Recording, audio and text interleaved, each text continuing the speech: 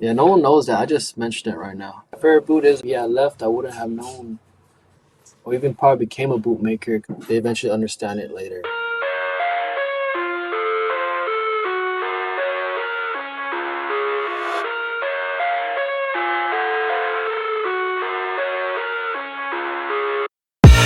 I live inside my own world of make-believe. In this episode of the Cordovan podcast, I talked to Brian the Bootmaker from Roll Club. We cover everything from how he got into bootmaking to the inspiration and passion that drives his obsession for the details of bootmaking today. On a much more personal level, we cover everything from his favorite boots to his favorite leather to what he enjoys collecting himself. For those reasons, I think you'll really enjoy this, even if you may not be the biggest fanatic for workwear or engineer boots, because we're really kind of getting into it on a much more personal level to understand why we all have this shared passion around well-made things. Without further ado, let's get into the conversation, and I hope you guys enjoy it. I'm sure there are more folks that know who you are than know who I am, but maybe just for some background, like, do you mind kind of like sharing a bit of your background and kind of your journey into kind of becoming the bootmaker that you are? What's up, beautiful people? I'm Brian the Bootmaker. I make boots here in Los Angeles, California, and I've been hand making boots since 2010.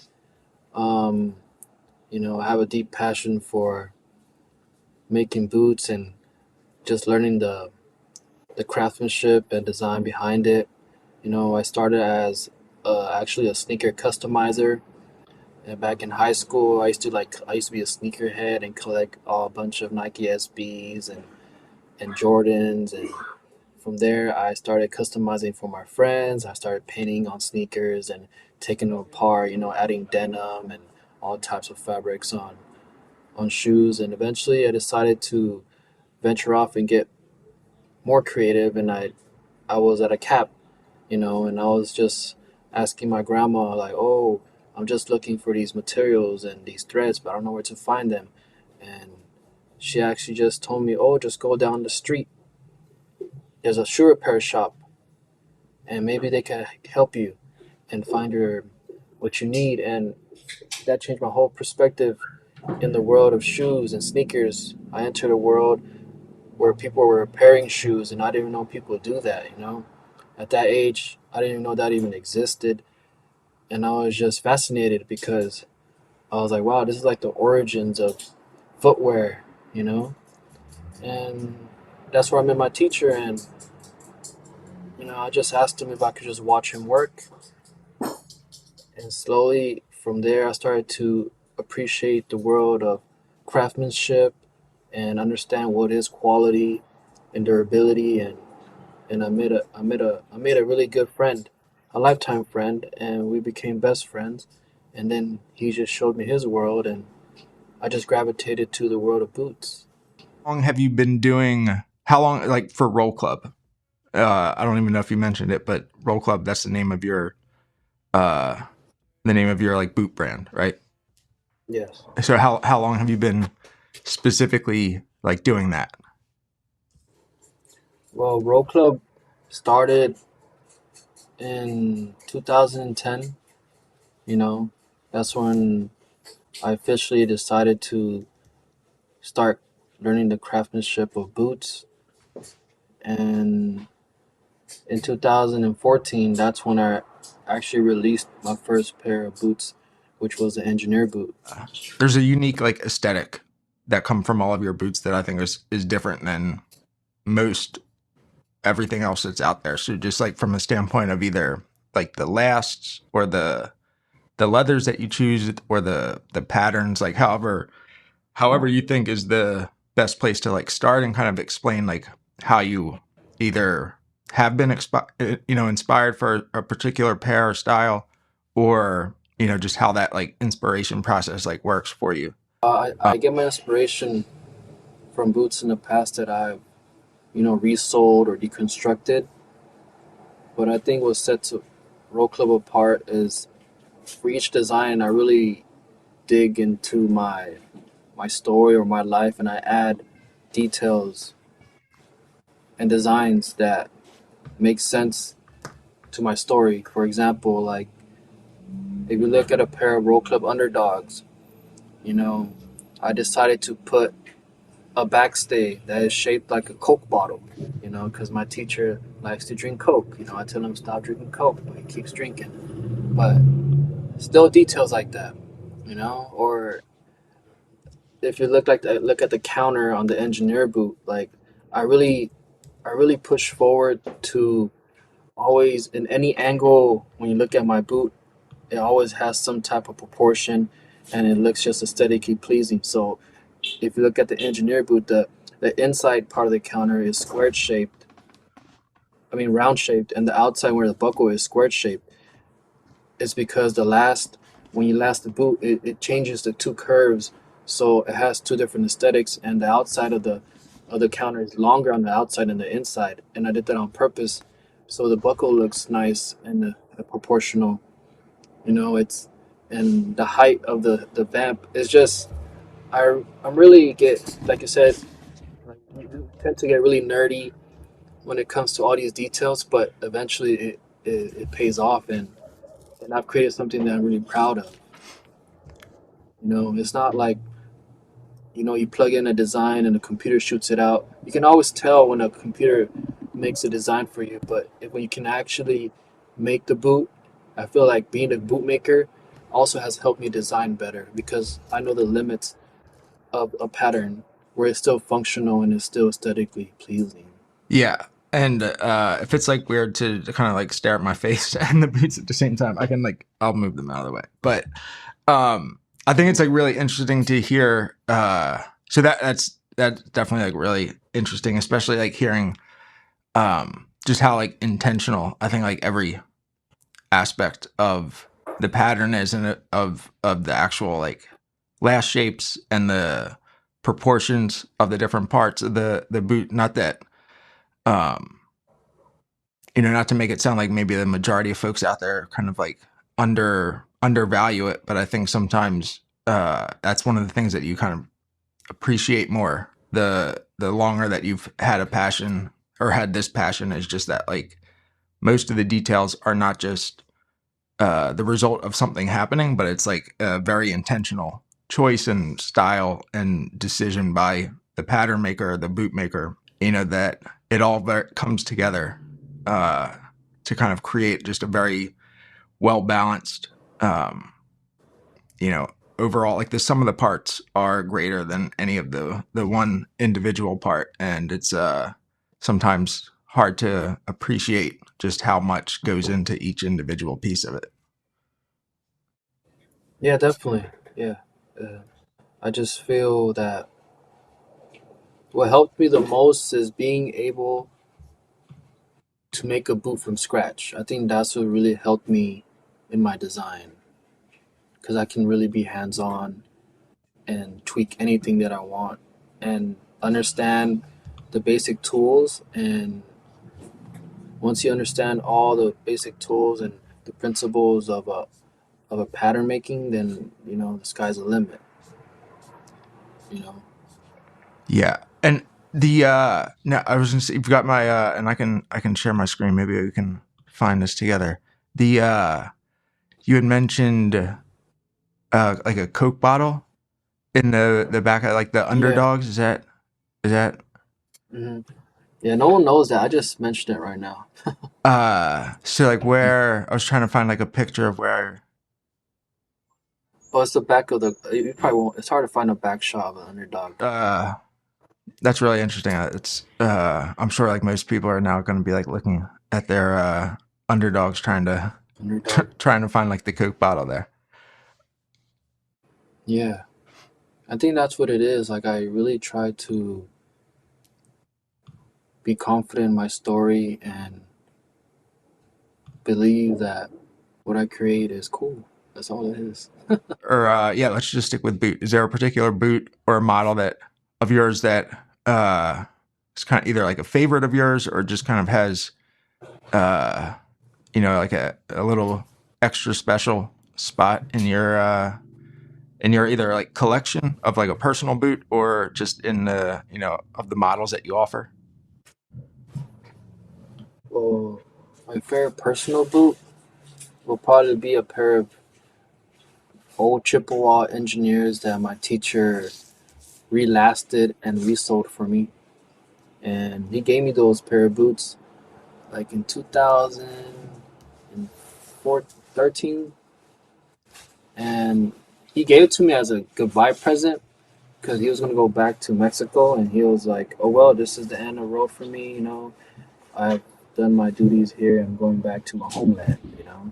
And at that time, he gave me those boots, and then I cried, and I was like, "Well, I don't want you to leave because we just got to know each other, and I look up to you, and I haven't learned all things about bootmaking, and then at the end, like we just made an agreement, and he's like, all right, I'm gonna stay a little longer so I can teach you everything I need to teach you, so you can do your bootmaking, and that's that story, to those boots. But then at the end, he decided to stay, decided to stay for his reasons, and we're still here. But those boots bring an inspiring moment for me, because if he had left, I wouldn't have known, or even probably became a bootmaker because I wasn't ready. Yeah. Yeah, I wasn't ready. And It's like a movie, but not really. yeah, I mean, I think like, some of those moments obviously seem, it's hard to kind of like maybe articulate all of the impact that those moments had for Emotion. others, maybe to fully kind of like immerse themselves in. But like, this is kind of like a very like shallow question compared to just how impactful of a story it is. But like, is that a pair of boots that you still have or still wear? Yeah, I still wear them. I still wear them all the time. I haven't resold them. They need a resole, but I don't resole them because I just like, because that resole that he did for me was in his old machines that they're long gone, and the stitches are crooked, the heels like almost worn down to the leather, but I keep them as a memory. Yeah, because it's what started it all. It was watching him and teaching me how to resole engineer boots. So to bring it all around, my favorite boot is an engineer boot, and always will be, because that's my beginnings. And the engineer boot really brought me to a different world when it came to Americana, workwear, even customers that I met became good friends because of engineer boots. And I think I'm biased, but an engineer boot looks so good, and there's so many different angles that you could see in the engineer boot, and you can tweak and design and create so many different looks with just an engineer. You can make it look classic, you can make it look dressy, you can make it look like a biker. Like, it's so versatile. There's so many styles and so many worlds that can come together just because of a boot, and that design. Yeah. You know, at least what I'm hear you say is that, the kind of the simplicity, but also like the just overall like complexity that has to go in to create something that's so like aesthetically pleasing, but also very functional at the same time is pretty impressive, and kind of attractive just on its own. Yeah, definitely. So leather wise, just to I wanted to maybe kind of like pick your thoughts more on like kind of like favorite boot, and then is there a leather that's kind of got a similar special place in your boot world there? Yeah, when I first started making boots, there wasn't horsehide wasn't really an option except Cordovan. And at that time, I decided to pull the trigger on some Horween CXL horsehide strips, and I started to use that leather because it's just Honestly, it's the most comfortable leather, and it ages so well. And I just appreciate what they do with that Chrome XL, you know. And that's actually my favorite leather. It's CXL horsehide. Yeah. Yeah. No, that's the I think you make a pair well, I'm sure you've made many pairs of those, but the it's like there's a black pair in particular that I think you make either in like that you offer today, like whether on your website or in like the, I don't know if you have a ready to wear or stock collection. Maybe we'll get to that more, Yeah. but I have yeah, well the leather that I really like is just well it's the hand finished horsehide. So it's just brown CXL finished black. And the patina that that boot creates is the closest as any vintage boot that I've ever seen, you know, and it looks so good once it's broken in. The way the T core comes out and how the brown shows. And sometimes I feel like even those vintage boots were brown before, and they dyed them black, maybe to save materials or something. But I really like how it ages and how yeah. yeah. Often you hear CXL and like horsehide, but it's obviously a very like real thing that those can be one and the same. Like CXL is just the tanning.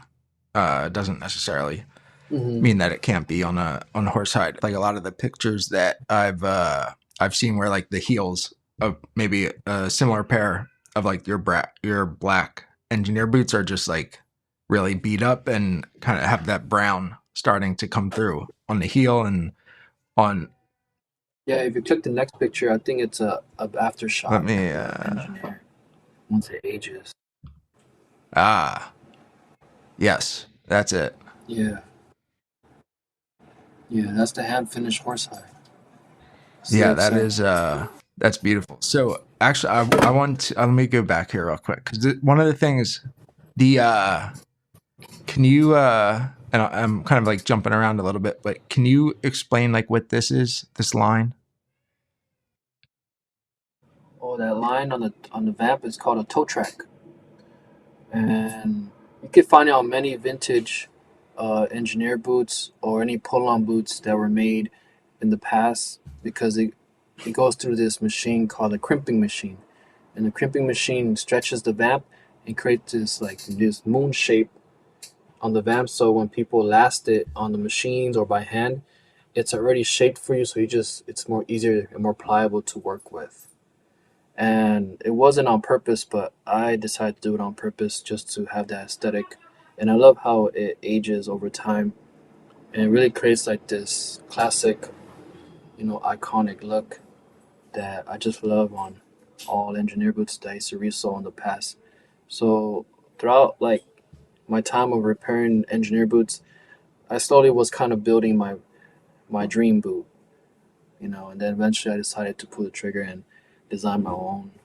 Yeah, that's so that's really cool. Like that's honestly like of so I only got like my very first pair of engineers like very recently. But in that time, like the thing that like the question that I've seen the most uh is like about that the toe track crease or line, that's the mark that's put on the vamp. And like is that so is that something that in like the vintage pairs or the older pairs that you've seen is just kind of like a result of the process, but kind of current boots that have that a bit more distinguishable kind of like track there, it's kind of its Yeah, own it's purpose. the toe track. The toe track in the past was unintentional and was done with the process. Yeah, it's just this hot blade called a crimp machine, and it would kind of score the leather because it's so hot, and it'll stretch it, and it would just won't fade. And there's really cool vintage pairs you can find online that still have that mark. And at that time, I decided to do it, and a lot of people in the beginning felt like it was a defect, but then when you start sharing your story and your reasoning, people started to understand and appreciate it. Yeah, that's I think that's pretty cool, and I would agree. I think a lot of the times when I've got the question, I didn't know the specific answer. I just kind of like suspected it was something similar to that. But the perception that I think the casual observer has is like how that like it's got to be a defect or it's got to be something that isn't supposed to be there. But I think might be part of the charm Yeah. as to like why it's there. Take David. Let Yeah, me just take your take care of time. this one customer because he's all right. Hey, yeah, and I was saying, like, well, we can wrap up here in a few minutes. I know you've got a business there. I don't want to keep you all afternoon. You're fine. So yeah, I was gonna ask you like I know you had or we had briefly discussed about like jeans and different types of like denim. Like besides boots, like what other whether it's like workwear or just what other like passions or what other elements of like the workwear and like menswear world is of a passion for you?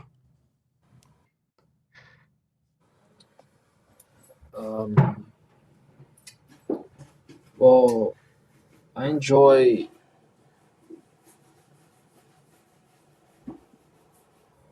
the last thing that I've ever bought lately was like a pair of chinos. From what was it from? Was Buzz Rickson? I believe Buzz Rickson chinos. That's what I bought recently. Mhm. Nice. And like, is there anything Um, like is there anything like at that same level as like boot making or kind of the boots of the kind of like the foundation of like the wardrobe for you, or is like well, it's because I've been collecting, but I haven't found anything gotcha. lately that I really enjoy.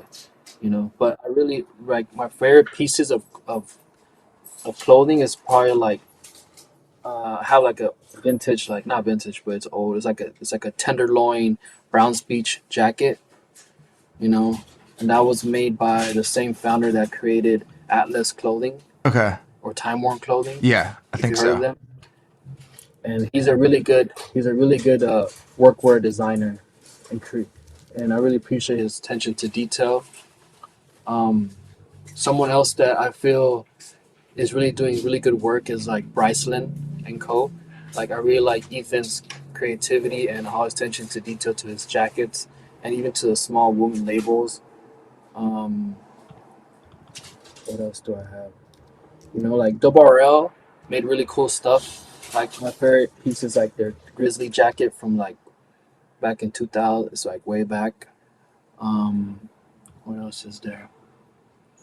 Yeah, like I have an original like 1940s um, Type One denim jacket that I really love.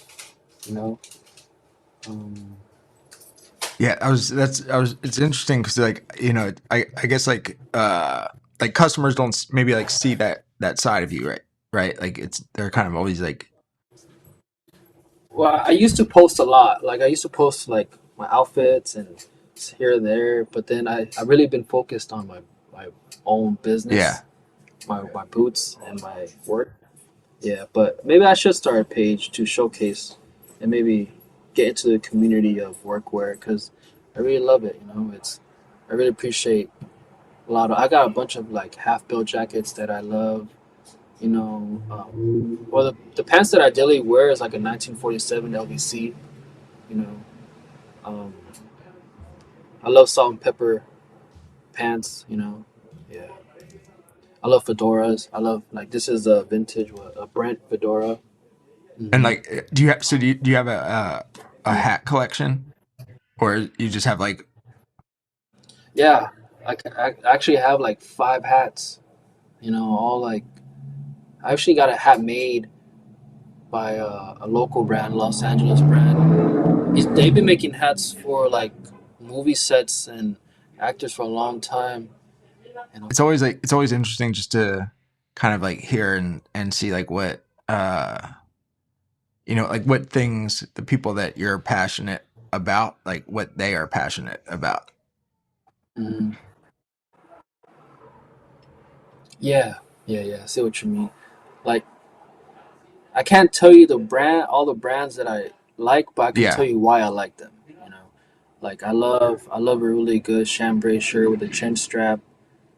You know, I got this really nice like wool jacket with like leather elbows and the Art Deco buttons and you know the talons, the little ball chain zippers. Like I'm always intrigued by those little things. And yeah, but what one of my favorite designers is the guy who creates for Time Worn clothing. I think it's something Hemi, K Hemi. He's a really good Japanese designer. Like his Time work is worn cool. clothing. Let me see if I can. I probably will. So like I'm similar to similar in some regards where I'm not the best with like names, but like I'll like recognize. I can like Mhm. But another really good brand, but it doesn't exist anymore no more is Rising Sun. got it.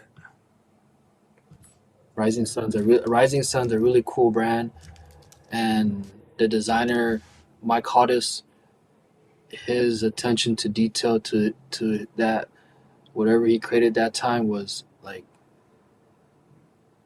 second to none. Like Is that this? it's the most killer jackets. Yeah, he makes really good. He created the classic like duck jacket with the cool um what is it, like a shock collar style.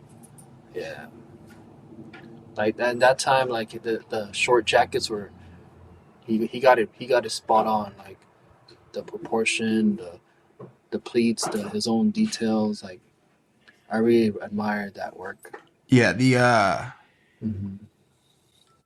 and I mean I think like one of the at least for me like so like a you know jacket wise leather jackets and like denim jackets are always like difficult for me to fit in, but I think like the kind of drawing the line to like the engineer boots like I think like that's one of the things that like you know it's hard to fully appreciate it until you like have not just a pair of them but one of the better made pairs in my opinion, because like those are the better bootmakers and the better clothing designers maybe you know can design things that fit more people in a much better way because of the designer. Hmm.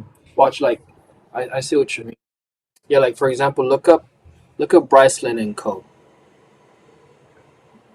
Okay, look at their Grizzly jacket. What they have Let's on. see. Uh, let me just. I was gonna say I think I've bought like a few things from Ethan over the years. Not Grizzly. Is that right? Is that what you said? Let's see. Hmm. Click that picture of him right there. Yeah. Let me go If you back. look closely to that It's jacket, well, if you can kind of see in that photo, like what I really love about that jacket is the sleeves. I'll The sleeves on that jacket is a game changer. is that leather?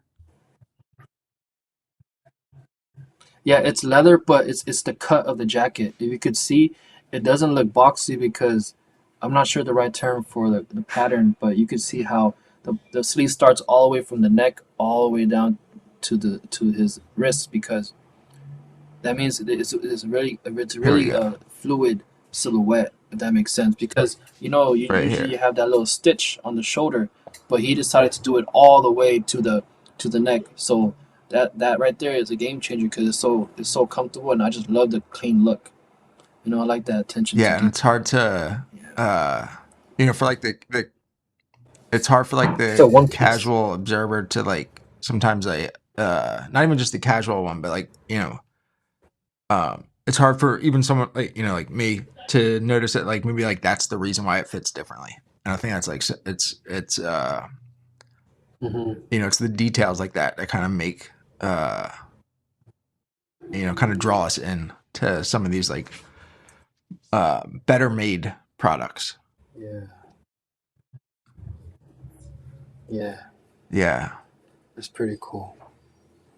I realized like I have a big. I think what I do is I collect the jackets. I'm a jacket collector. Now that I think about it, I got a butt. I probably have like 5 pants, but I got like 30, 40 pair of different jackets.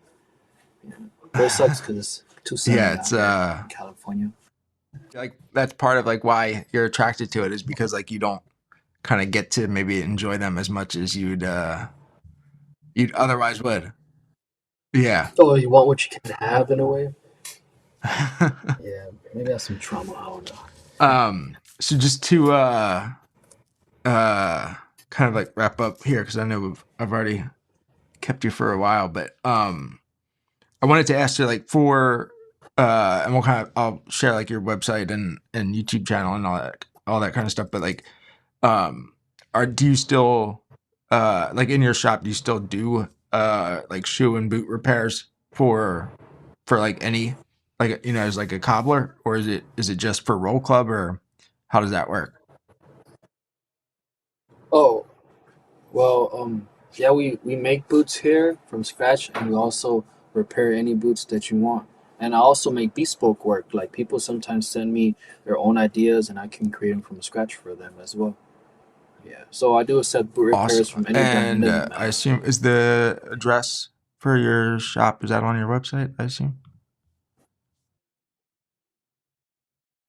It's Okay. not on. So I that's what think I was it's gonna in the say. So if appointment folks wanted area. to kind of contact you or either stop by or what, or you know, kind of talk to you about whether it's a fully like bespoke option or um, any type of custom option, they can go to the website, contact you. Repair. Awesome. I definitely appreciate you like setting aside your Friday afternoon to chat, and hopefully you know hopefully we'll be able to do this again and maybe set it up and kind of answer some folks' questions and kind of chat with some of the broader like community. Yeah, yeah, definitely. Like in the future, we could do like a live. You know, maybe we could set it up or something. But I really appreciate you contacting me and find a pair of boots. I love the photos that you've been posting, and I love how you polish your boots. They look really rich.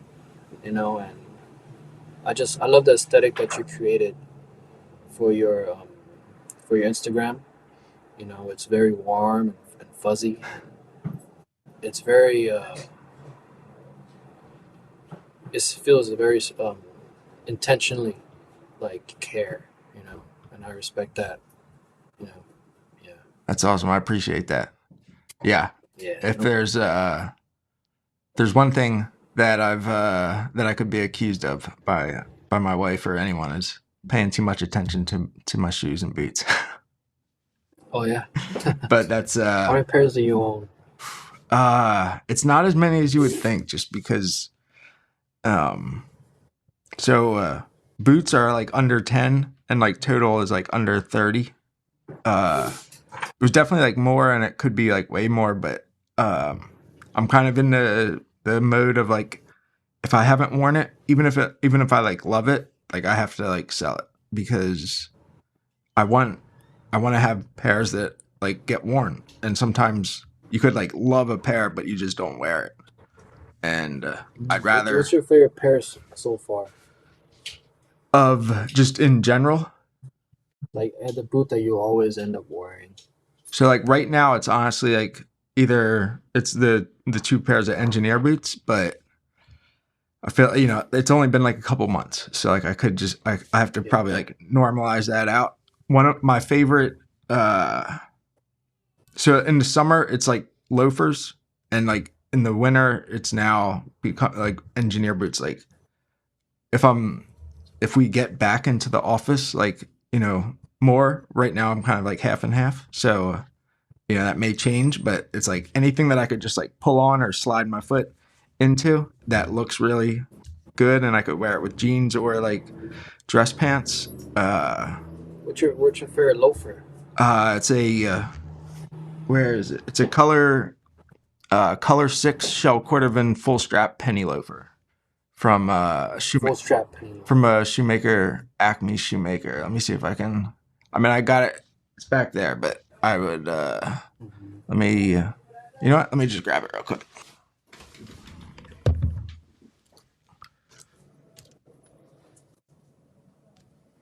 Uh, yeah. So here it is.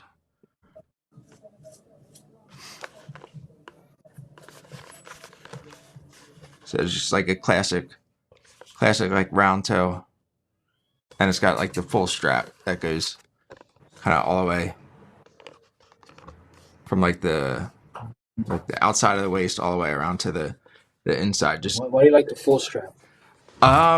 so I mean I have the kind of like the classic like mock toe version, like the Alden or like the the Harvard penny loafer that's a little more like casual looking than this.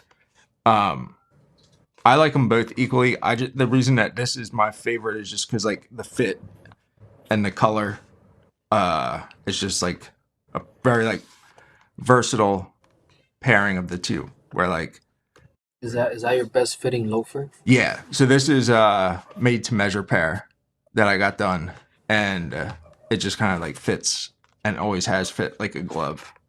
It's just If it didn't fit like a glove, would you still be your favorite? no, it's got like the fit. It's got to be like the fit is it sounds like super obvious, but if it's not like comfortable, and especially with a loafer, like it's got to be more than just like comfortable, but like supportive and comfortable. You know, What is your favorite design that you like for like a loafer? Is it the full strap? no, it's definitely not the full strap. Actually, it's like the opposite. It's like it's the all like the classic like Alden kind of like campus looking loafer, like Yeah, that yeah. classic like collegiate loafer. I've actually like tried to get this shoemaker to make a pair for me, but I'm sure they would. I just haven't like made the decision to like do it yet. It's like that is the difference is just like I on like the spectrum of formality, I definitely like lean in the more casual side, and like this leans in the more like formal side. So it's like if I had something that like fit like this but like looked like that, it'd be like the best of both worlds. Yeah. Oh, I see. It's very interesting. Yeah, It's a really cool sorry, go ahead. the full strap. So that's a really cool shoe. I like the full strap. Yeah, it's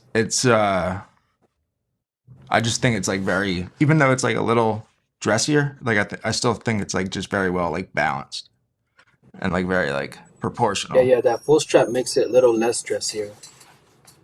I think this color, like I feel like this is like, so obviously I love shell Cordovan, but like color 8, I feel like is a shade or two like too dark. I think like this is just like the perfect like burgundy shade of shell Cordovan. It's just like dark enough.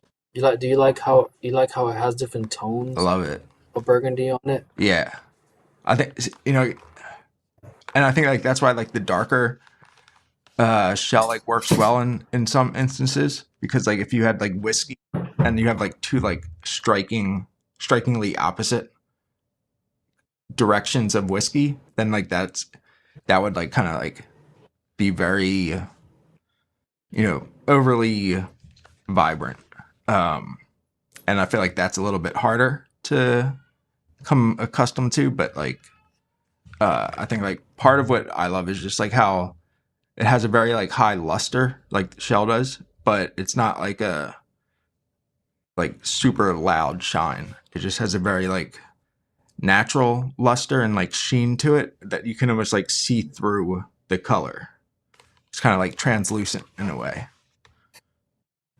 Yeah, yeah. I see what you mean. Like the pull up Yeah. effect. And it just like continues to, I feel like like when it's new, like the highs and the lows of the shell are like very they kind of like push and pull each other, and like the more it ages, it just kind of like settles, like it kind of like evens itself out. At least maybe that's like what I'm telling myself. I think that's what happens. Yeah, I think you articulated it well. It makes sense. Yeah. For those of you that have made it this far and stuck out that entire conversation, I really do appreciate it. I'd love to hear your thoughts about the different perspectives and opinions that Brian shared about his journey and what he really finds interesting and engaging about the design process. For those that didn't make it this far, don't worry about it. I don't care as much about your opinions, but feel free to put those in the comments as well. If you guys want to check out past episodes of the Shell Cordovan podcast, check out the playlist right here. If you want to check out the unboxing video for my very own pair of Roll Club engineer boots, check out the video right here. Thanks. It's kinda like the four-leaf clovers in my locket. Untied laces, yeah. Just tripping on daydreams. Got dirty little lullabies playing on repeat. Might as well just ride around the nursery and count sheep.